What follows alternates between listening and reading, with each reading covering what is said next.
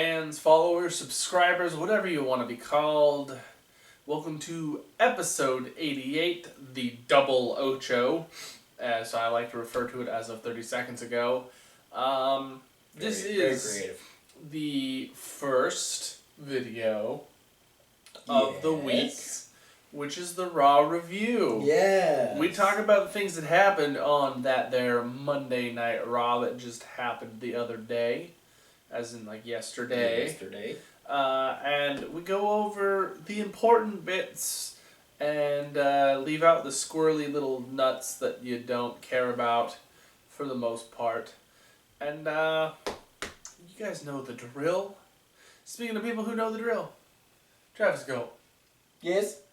What matches happened? We started off with a fatal 5-way where Kevin Owens defeated Dolph Ziggler, Stardust, Dean Ambrose, and Tyler Breeze to become the Intercontinental Champion. We had Big E defeat Mark Henry in a very awkward way. We had AJ Styles defeat The Miz. We had Summer Rae defeat Paige. We had Heath Slater defeat Zack Ryder. We had the League of Nations defeat the Gravity Dragons. We had Becky Lynch defeat Naomi. And the Big Show defeated Braun Strowman by disqualification. So, we had some interesting diva stuff happen on this particular show. First of which was an in-ring promo that was setting up more tension for the Divas title match this Sunday at Fastlane.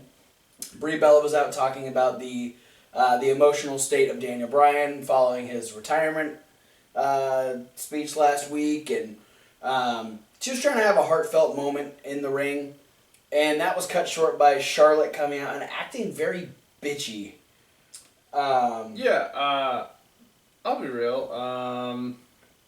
I definitely feel like this might have been Charlotte's strongest promo work. I would agree. And not a bad showing for Brie. For Brie either. Charlotte, I think, has finally hit the right level as far as her her heel persona goes. I think she's really hit a comfortable spot where she's able to not only do heel things in the ring, but she's also learned how to talk heel. She's been a babyface for so long, being one of the mainstays on NXT, and then being brought up to the main roster as a babyface. So, and she wasn't even a heel that long in NXT, I don't think. Not particularly. She had a fairly short run before she became one of the top favorites down there. So yeah, I mean, the fact that she's finally found a spot. It probably helps that she has her dad out there. Yeah. I'm sure the fact probably that gets a lot of pointers from him. Yeah, I'm sure the fact that Ric Flair is with her every time she goes out, she's able to get a lot of really good pointers and just tips and tricks on how to really get over and get heat with the fans. And it worked really well, especially using lines like, "You should just go home." And start your bed and breakfast with Daniel Bryan, and oh wait, maybe you're here because you guys kind of need the money. Yeah, it's all very like, oh, I'm trying to be helpful.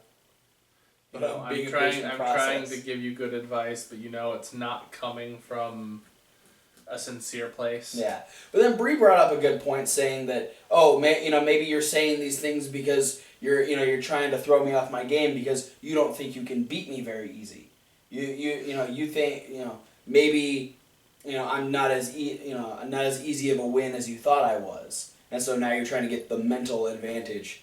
And then we got some slaps and some catty fighting and we built up some good tension for this. So I'm looking forward to seeing what Brie can do, given a singles shot in the Divas division. We had Summer Rae defeat Paige in a very awkward manner. The match really wasn't anything to write home about. Summer Rae did look good.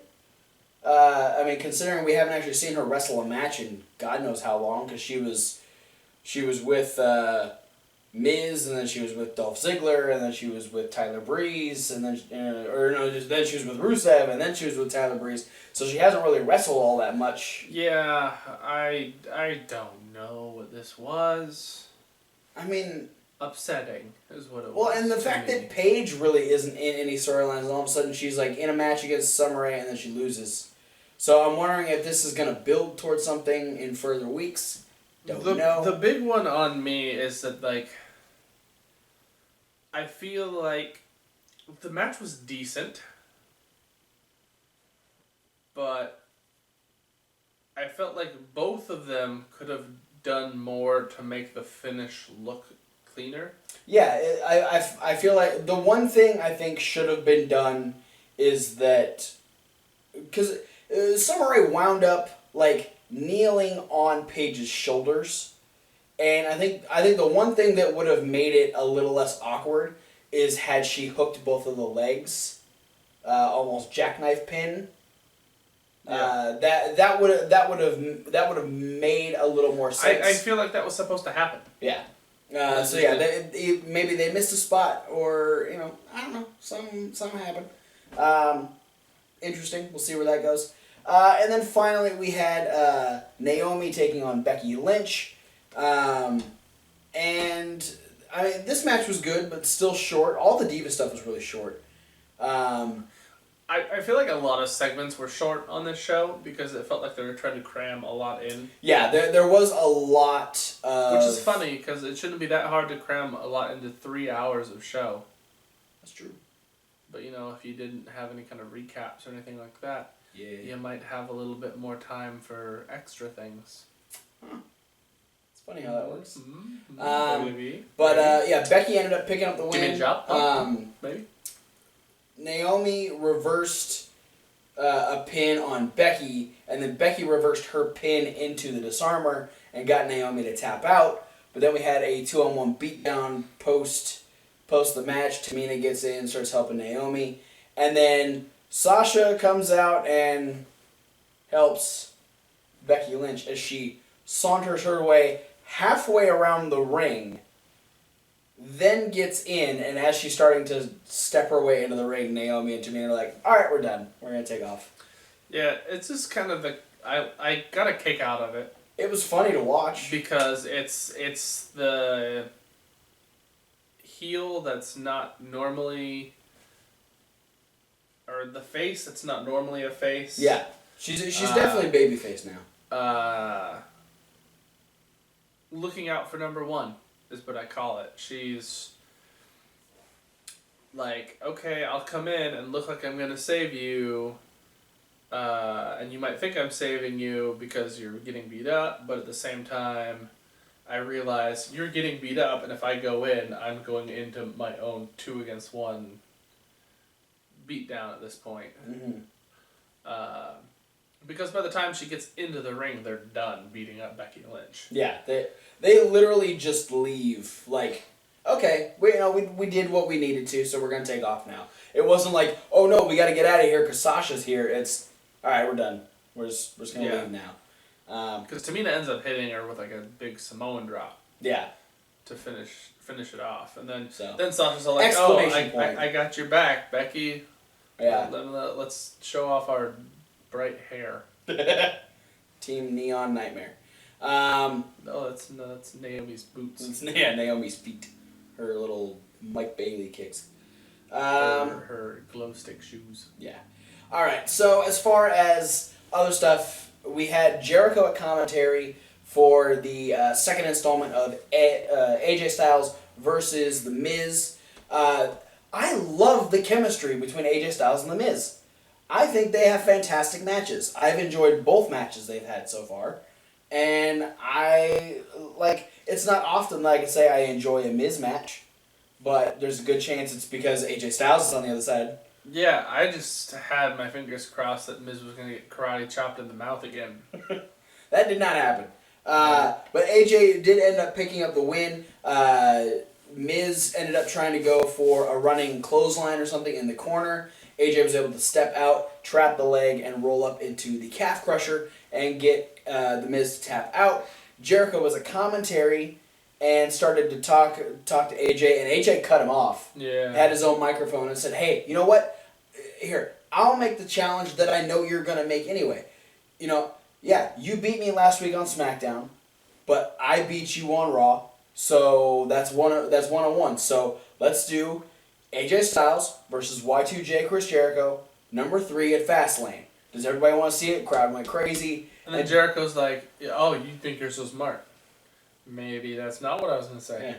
Maybe I don't want to wrestle you at Fastlane. We'll see. I'll tell you on SmackDown." Yeah, I like that they're trying. They're putting more stuff on SmackDown to make SmackDown a big fucking deal. It's about goddamn time that you make your other, long TV show a big fucking the second deal. longest running episodic TV program. Yeah, it's about goddamn history. time. I don't know, something. So, yeah. So we'll find out on SmackDown that for sure Jericho and AJ will have their third match at Fastlane. All right. So then the other big storyline build, we've had the destruction of the Giants over the course of the last 3 weeks from the Wyatt family. Yeah, the Wyatts kind of going on this crusade of being like, "Oh, hey, look at all these guys that the WWE Universe likes.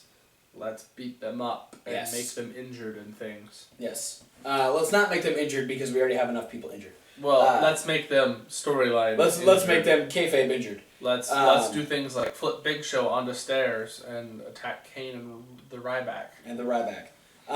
So the main event of Raw was Big Show versus Braun Strowman, which is a very interesting bill.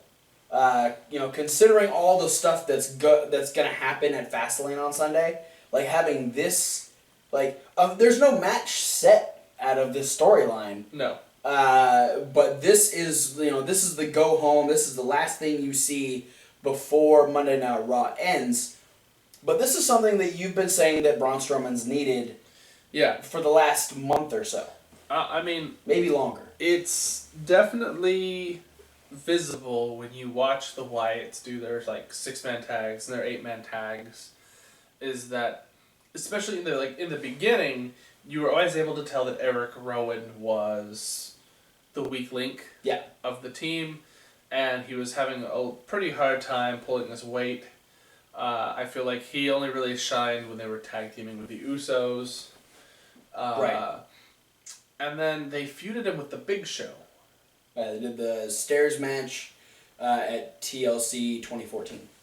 And I think working an angle where Eric Rowan feuded with the Big Show really brought betterment out of Eric Rowan, because I think they're similar in the ways that, okay, they're both big guys, so Eric Rowan can learn how to be a big, maneuverable, big person in the ring and not be completely stale, and also be a versatile big guy. And also, be learning from one of the few people on the WWE roster who's been wrestling for 20 plus years. Yeah.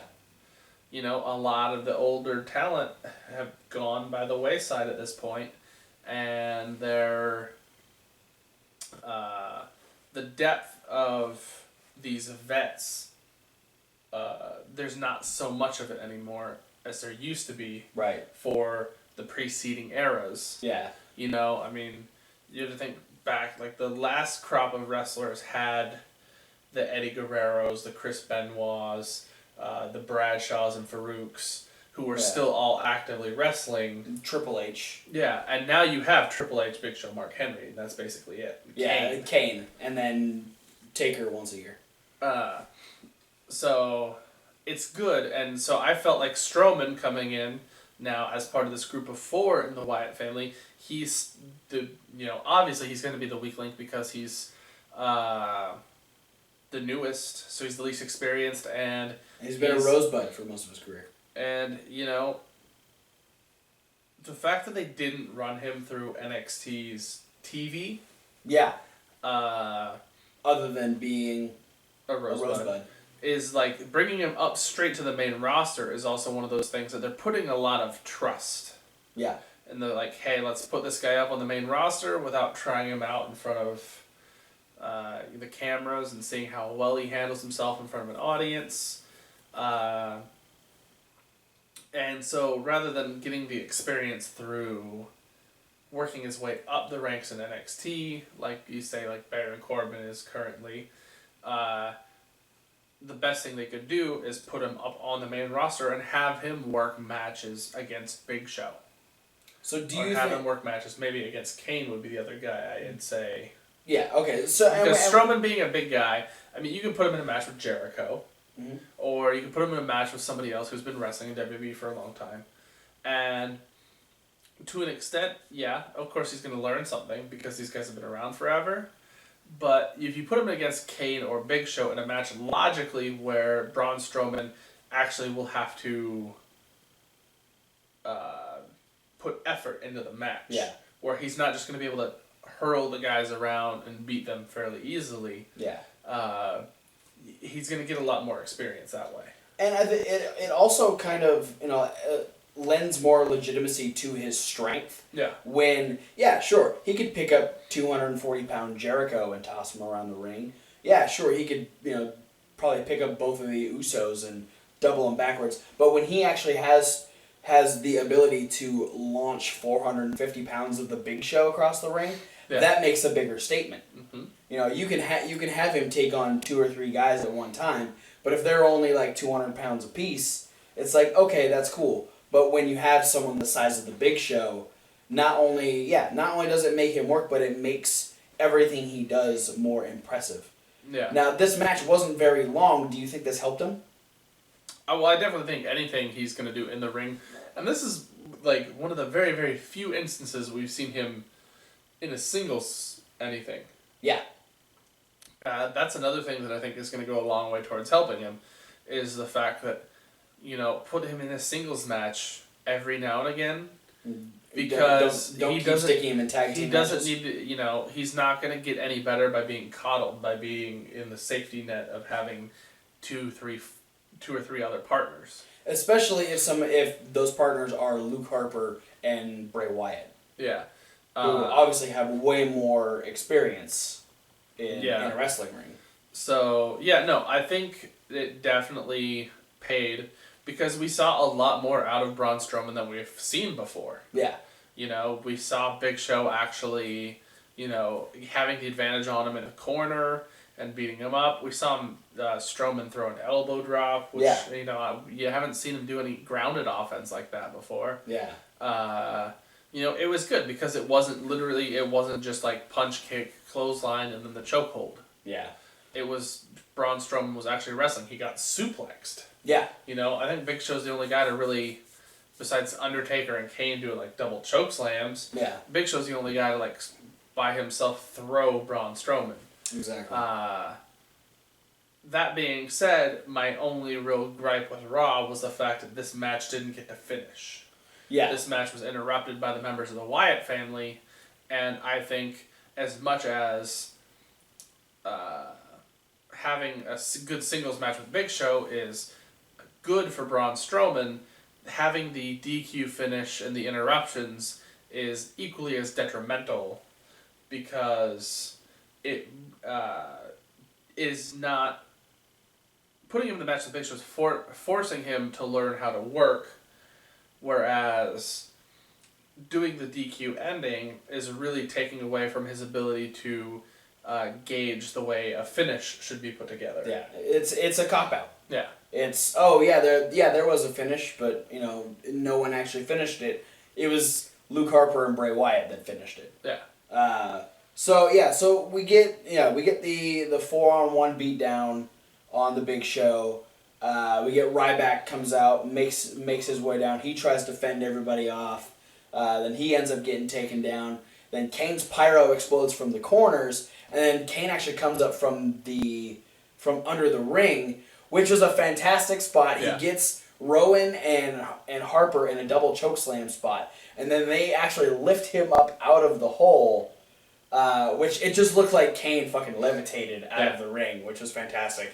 So now his distraction took two of the members away, which allowed Big Show and Ryback to kind of get their wits about them. The faces cleaned house, and then Harper got a double choke slam for his troubles. Yeah, from Big Show and Kane. So now the question is, do we get a combination of these two monstrous teams to go against each other at Fastlane and then build up to something bigger at Mania? Or do we get maybe another one-on-one match between Strowman and Big Show this Sunday at Fastlane, building up for a bigger match at Mania? I think any of the above would work. With the fact that there hasn't been a ton of matches announced for Fastlane. Yeah, we've got 5 or 6. Yeah, we've got a couple coming together now because out of the Intercontinental Championship match, we've got Owens defending against Ziggler. Yeah. We've got Kalisto versus Del Rio, but that's announced for the kickoff show. But Del Rio did ask for it to be 2 out of 3 falls, which is interesting. Yeah. We got the triple threat. We got the Divas title and a Divas tag match. Yes. So I can see there's a potential for there to be a 6-man tag if you take the Wyatts minus Bray versus the 3 guys. Have Bray be the corner man. Or having, you could do a one-on-one match between Big Show and Strowman and do a tag team match of Kane and Ryback versus Harper and Rowan. Yeah. We also have the Cutting Edge Peep Show with the New Day, which is going to be at Fastlane too. Why is that not the pre-show? I almost have a feeling that is going to be part of the kickoff show. You think so? I don't see... Well, it's tough telling because, it's just hype up for the fact that the Edge and Christian show debuts on the network immediately after Fastlane. So yeah, it's definitely interesting to see where this goes. Yeah. Like I said, because it's obvious that they did seem to be putting plans in motion earlier this year to have the potential Brock Lesnar-Bray Wyatt match at WrestleMania. The Wyatts got to come out and beat up Brock Lesnar a lot. Bray Wyatt touted a lot about how they were beating up Brock Lesnar, and they even eliminated him out of the Rumble. Let's get Lesnar to join the team. It does seem like they're taking a step back from that. I'd be okay with Lesnar joining Big Show, Kane, and Ryback. I definitely would approve of that thing. I don't think it'll happen. No. Just on Brock's not going to share the spotlight. The Brock... Well, here's the thing is... I think Brock would do it. Hands down, because Brock comes in and does what he's getting paid to do. That's fair. If WWE were to say, hey, Brock, we're going to put you in this 8-man tag, Brock would say, well, yeah, it's my paycheck. That's what Brock does. Brock comes in and he gets his paycheck. Mm-hmm. To that extent, WWE knows that they can get more out of Brock Lesnar pay-per-view buy rate-wise and merchandise sales-wise and network buy rate-wise by feuding him with somebody one-on-one. It's like the shirts they had at WrestleMania last year. Yeah. The Brock Reigns shirt, the Triple H Sting shirt, the Taker Wyatt shirt. Right. You can have that shirt. You can have that, here's a picture of Brock Lesnar versus Roman Reigns. Maybe they do a rematch at Mania this year. So you get Brock Reigns 2 t-shirt. Well, you're not going to get that t-shirt if you have the Wyatt family versus a hodgepodge team of babyfaces. That's true. And then it takes one of the guys who WWE touts as a huge attraction, Brock Lesnar, and kind of puts him on the back burner. So it would demean the Brock Lesnar character or whatever. And it's just, that's not WWE's nature. He's pretty much one of their top draws right now. Yeah. We'll see what ends up happening at Fastlane. But speaking of Fastlane, the big overarching storyline was the building of tension between Roman Reigns, Brock Lesnar, and Dean Ambrose. Brock Lesnar wasn't actually at Raw, but Paul Heyman was. Yes. But we started off the night, Dean Ambrose wanted Brock Lesnar. Mm-hmm. He still does. He wanted him last week, he wants him this week. He didn't care. He'll want him on SmackDown. And he's going to be at SmackDown, actually. And he'll want him on Fastlane. Then they have to fight it. There's a lot of wanting going on here. So Ambrose, instead of getting Lesnar, ends up getting Stephanie. Stephanie was in a very good mood. She was dancing and she was singing her theme music and she was smiling a lot. But eventually Dean Ambrose just kind of pissed her off, and she got to a point she's like, "Oh well, if the only reason you took down Brock Lesnar last week was because you had Roman Reigns help you, and so Roman Reigns isn't going to be able to help you on Sunday, but he kind of will because they'll be in the match together." But then she decides to put it to the test, like, okay, we'll put you in a fatal 5-way. They need to come up with a better name for that, by the way. Yeah. Fatal has already been taken by 4-way. Yeah. Fatal 4-way rolls off the tongue. Fatal 5-way doesn't. They have fatal 4-ways and they have 6-pack challenges. You need a 5. We'll think of one. So yeah, she decides that he's going to defend the Intercontinental title against 4 other guys, and if Roman Reigns gets involved, then not only will he lose the match, but he'll also be pulled out of the triple threat on Sunday, making it just a singles match. So luckily Roman Reigns didn't get involved in this. Maybe unluckily for Dean Ambrose, because he ended up losing the Intercontinental title. Still luckily for Dean Ambrose, because he would have been pulled out of the match at Fastlane. That's true. But this was such a fun match. Yeah, the fact that it's like, you don't often see group matches in WWE. Especially opening Monday Night Raw. Anymore, it's like, if you get a match that's got more than 4 people in it, it's usually a 6-man tag or an 8-man tag. And it's usually the main event. It's not 5 guys all going against each other. That now is relegated to like Money in the Bank ladder match, and Battle Royals, and occasional matches where you see like they had the Intercontinental Championship match at WrestleMania. Yeah. With the ladder match with 7 people in it or something like that. So these matches with like random numbers of people and everyone's against everyone,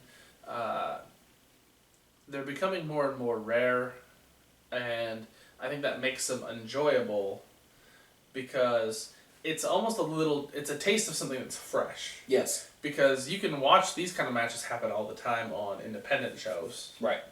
AIW always has 6-way scrambles going on. Ring of Honor does similar matches at the Survival of the Fittest they do style pay-per-views. Yeah. And like all sorts of this kind of stuff happens a lot of other places. So it's almost like a breath of fresh air when it happens on Monday Night Raw. Yeah. And especially when you have the grouping of people that we did.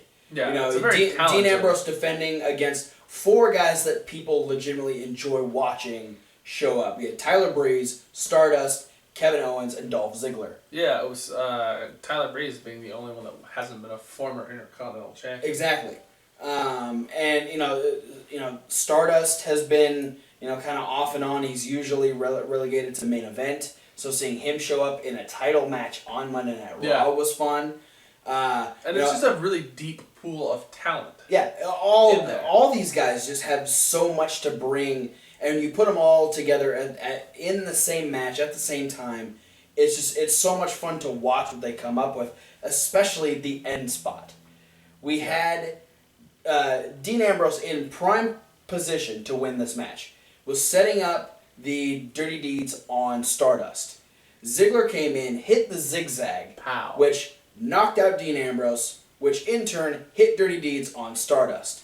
At which point Tyler Breeze goes, "Here's my moment," grabs Ziggler, tosses him out of the ring, and goes, "Now we gotta go for a pin."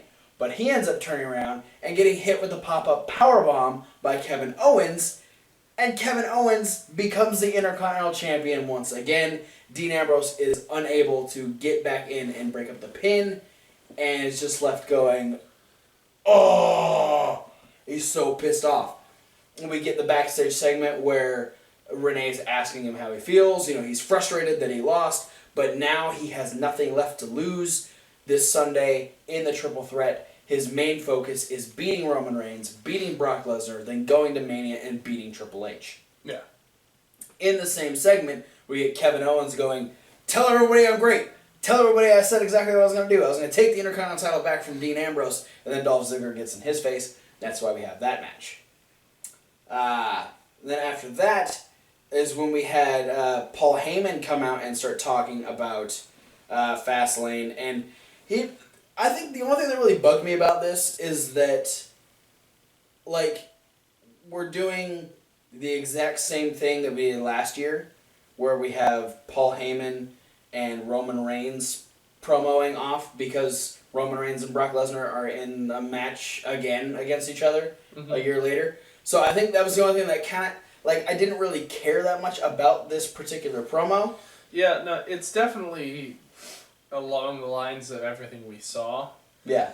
The thing I appreciate is now the fact that we've seen this before, and it's almost exactly a year ago. Yeah.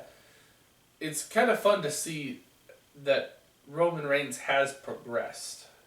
Yes. As far as the promo abilities and as far as just the way his character has come. Oh, for sure. He's way more entertaining to see in this spot than he was a year ago. Yeah.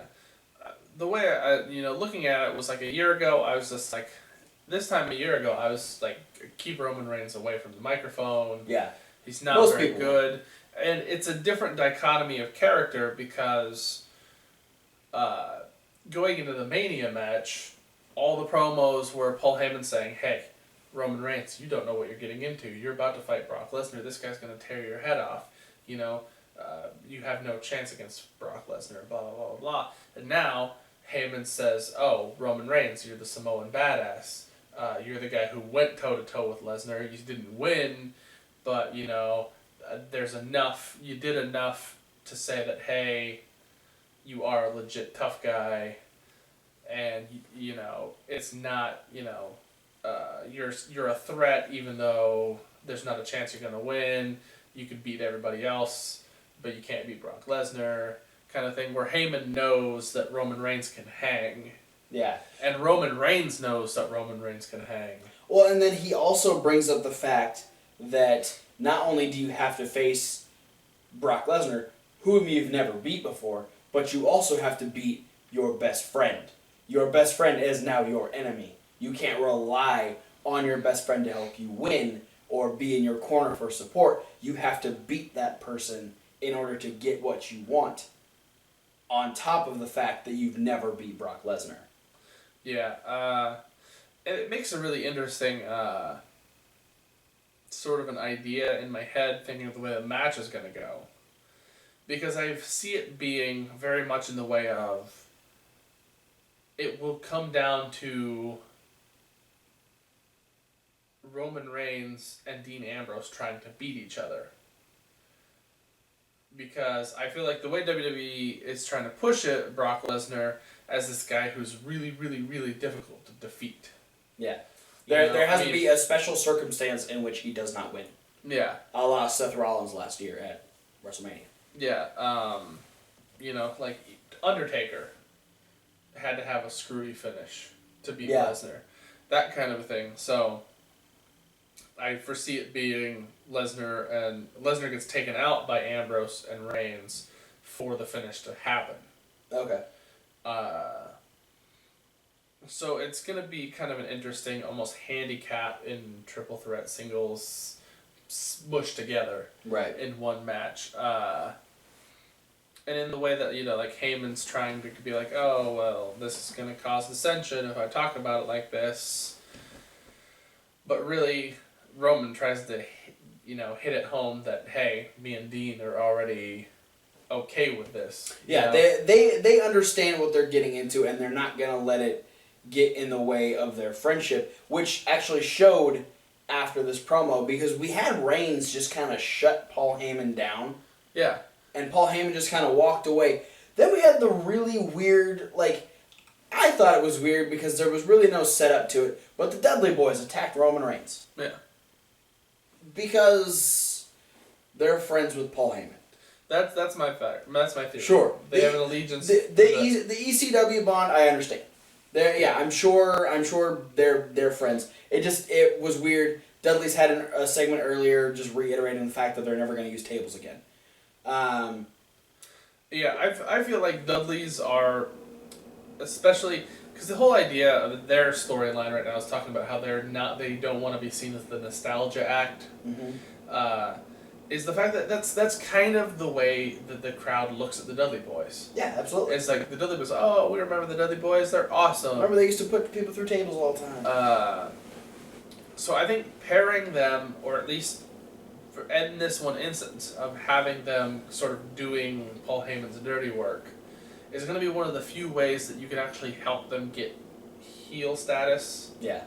Because I feel like no matter what, I mean, the Dudley Boys are great in the ring, they're great promo guys, so I feel like it's going to be really hard to have them become heels naturally. Yeah. So adding Heyman being as part of like an outside source of heat is going to help the Dudley Boys come up. The one thing I appreciated about Roman Reigns' portion of this promo is he alluded to the fact that him and Dean Ambrose wrestled each other. They had the finals of the championship tournament against each other. That's Survivor Series, Series, the number one contenders tournament. I don't remember. No, they were, because it was that was when Sheamus cashed in on Roman Reigns. Yeah, it was after he beat Dean Ambrose. They wrestled that match, and which was for the championship. Roman Reigns said it. Me and Dean have wrestled each other before. To me, that's a brilliant thing to say because it seems to have surpassed, the commentators and Heyman, and nobody has seemed like it's worth leaning on the fact that these guys have had a match. Yeah. It's sort of like we want to put that on the back burner to make it seem like, ooh, what's going to happen? When really, you can look back and be like, oh, well, we know what's going to happen. They're going to wrestle each other and they're going to be cool when they come out the other side. Because guess what? It's already happened. You're not starting something new and unusual. And at the same time, there was the Fatal 4-Way last year with Randy Orton and Seth Rollins. Yeah. The Shield got together, took out Randy Orton. Dean Ambrose and Roman Reigns took out Seth Rollins, and then they faced each other. Granted, Seth Rollins ended up walking out with the championship, but Dean Ambrose and Roman Reigns don't have a problem fighting each other. Yeah. Dudley Boys attack Roman Reigns. We get Dean Ambrose comes down, makes the save. They run the Dudley Boys off, and then we have cool, we're buddies, blah blah blah. And then Dean goes for the sneaky dirty deeds, and Roman Reigns kind of backs off and goes, "What the fuck did you just do?" And Ambrose is like, "I almost had you. It was real close. It was so close. That could happen on Sunday." And then Roman Reigns gets a little smirk, and then they fist bump again. And then you had the good moment at the end where Roman Reigns is staring the Dudley Boys down as they're backing towards the ramp, and then Dean Ambrose kind of walks up behind him, and Roman Reigns is just real jumpy. He's like, it's just just Dean. He's a little nervous that Dean's there. So yeah, I mean it does lead into the fact that we're gonna have those two teams face each other in the main event of SmackDown next week. I didn't even see that. Yeah. Oh, so we're gonna Dudley's have versus Dudley's Shold. versus the Shold. All right, I'm okay with that. SmackDown. Cool. So which Lesnar will be at. Yeah, so. SmackDown is going to be interesting with, we now have a united trio to take on the Wyatt family. We know Jericho's going to be giving AJ Styles his answer. We've got the Dudley Boys versus Roman Reigns and Dean Ambrose. Brock Lesnar's going to be there. This is going to be a big SmackDown. Yeah. It's good. You were saying earlier that it's kind of fun to see WWE put weight on SmackDown again. Yeah. Well, I mean, I had read that once they put it back on USA, that's what their plan was they was going to have more tie-ins with Raw because it's on the same channel now. Yeah. So you don't have to people that watch sci-fi, here's what happened on USA that you don't watch or care about. Yeah. So now that if you're watching USA, that's the WWE channel. There's way more promotion for both shows now. Yeah. The other side note I want to touch on about Raw was the ending of Mark Henry versus Big E. Yeah. Interesting. I'm coming up on this idea that Mark Henry got injured during their match. You think so? That's kind of what I figured because it felt really awkward. Yeah, no, I mean, there's no other reason why the match ended the way it did. And, I mean, Big E focused, I'd say, 90% of his offense on the ribs and midsection of Mark Henry. Yeah, he did 2 of his big Ultimate Warrior splashes. Yeah, and so the majority of all of Big E's offense was towards the midsection of Mark Henry. Right. And he picked Mark Henry up for the big ending, to which then Mark Henry actually just slid off of Big E's shoulder and fell down. Yeah, he reversed and was on his feet, and then he collapsed. Yeah, and then Big E just pinned him. And so I'm thinking, in the process of being up on Big E's shoulder, aggravated whatever started bugging him during the match. Maybe thinking broken rib or something. It could be broken rib, torn cartilage, or pulled muscle, abdomen or something. Something, and he was holding his sternum while he was on the ground. Yeah, and so there's a bevy of different injuries it could be. Yeah. But the fact that that's not a typical place for a Mark Henry to be. Yeah. Is up on Big E's shoulder, and even if that positioning is what injured Mark Henry, you got to think, it being an atypical position for Mark Henry, he's got his one part of his torso is on Big E's shoulder. Yeah, which is, is big. But it's 8 inches wide. It's not a great idea, because that's so much weight because Mark Henry's a hefty dude. It's a lot of you got 400 It's a lot of pounds. his weight compressing on one specific area where Big E's shoulder is in Mark Henry's torso. Yeah. Props to Big E for getting him up though. So if Mark Henry was already starting to get injured during the match, that definitely would go a long way towards finishing the job. Right. Which it looks like it did.